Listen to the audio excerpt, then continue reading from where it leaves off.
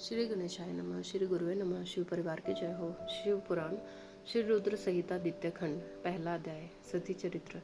नारद जी ने पूछा, हे ब्रह्मा जी, आपके शिरोमुख से मंगलकारी व अमृतमयी शिव कथा सुनकर मुझ में उनके विषय में और अधिक जानने की लालसा उत्पन्न हुई है। अतः भगवान शिव के बारे में मुझे बताइए। विश्व की सृष्टि करने वाले हे ब्रह्मा जी, मैं सती के विषय में जानना चाहता हूँ। सदाशिव योगी होते हुए एक स्त्री के साथ विवाह करके गृहस्थ कैसे हो गए? उन्हें विवाह करने का विचार कैसे आया, जो पहले दक्ष की कन्या थी फिर हिमालय की कन्या हुई? वे सती पार्वती किस प्रकार शंकर जी को प्राप्त हुई? पार्वती जी ने किस प्रकार घोर तपस्या की और कैसे उनका विवाह हुआ?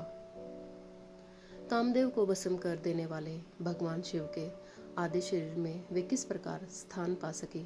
उनका अर्धनारीश्वर रूप क्या है? हे प्रभु, आप ही मेरे इन प्रश्नों के उत्तर दे सकते हैं। आप ही मेरे संशयों का निवारण कर सकते हैं। ब्रह्मा जी ने कहा, हे नारद, देवी सती और भगवान शिव का शुभ यश परम पावन, दिव्य और गोपनीय है। उसके रहस्य को वे ही समझते हैं। सर्वप्रथम तुम्हारी प्रार्थना पर मैं सती के चरित्र को बताता हूँ।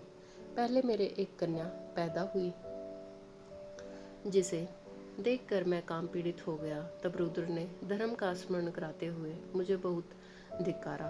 फिर वे अपने निवास कैलाश पर्वत को चले गए। उन्हें मैंने समझाने की कोशिश की, परंतु मेरे सभी प्रयत्न निष्फल हो गए। तब मैंने शिवजी जी की आराधना की। शिवजी जी ने मुझे बहुत समझाया, परंतु मैंने हट नहीं छोड़ा और फिर रुद्रदेव को मोहित करने के लिए शक्ति का उपयोग करने लगा।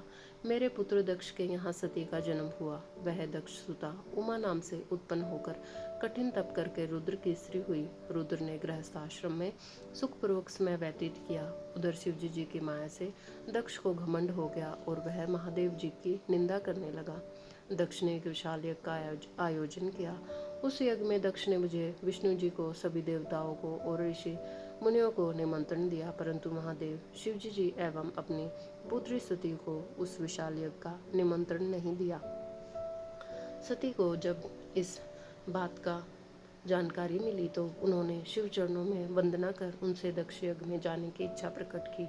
भगवान शिव ने देवी सती को बहुत समझाया कि बिना बुलाए ऐसे आयोजनों में जाना अपमान और अनिष्टकारक होता है, लेकिन सती ने जाने का हठ किया। शिव ने भावी को देखते हुए आज्ञा दे दी। शिव सर्वज्ञ हैं। सती पिता के घर चली गई।